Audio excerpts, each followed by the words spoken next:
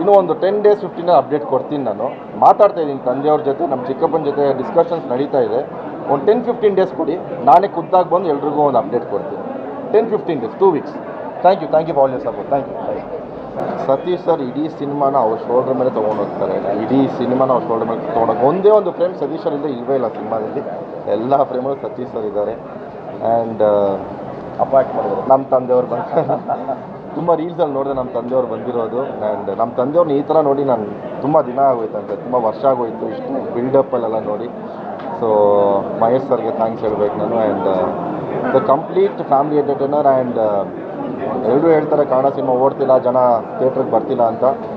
ಈ ಸಿನಿಮಾ ಒಂದು ಪ್ರೂಫ್. ಇವಾಗ ಲಾಸ್ಟ್ 4 days ಎಲ್ಲ ಕಡೆ ಹೌಸ್ಫುಲ್ಲಾಗಿ ಓಡ್ತಿದೆ.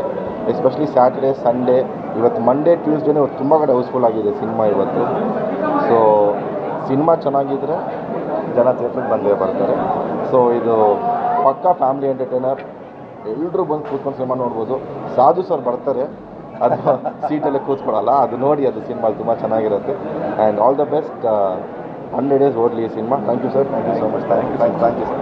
Thank you sir. ಅಯೋಗ್ಯ 1 ಖಂಡಿತವಾಗ್ಲೂ ಎಲ್ರಿಗೂ ಗೊತ್ತು. ಇಟ್ಸ್ ಅ ಹ್ಯೂಜ್ ರೆಸ್ಪಾನ್ಸಿಬಿಲಿಟಿ 2 ಮತ್ತು ಅದೇ ಕಾಸ್ಟ್ ಇಟ್ಕೊಂಡು ಮಾಡುವಂಥದ್ದು.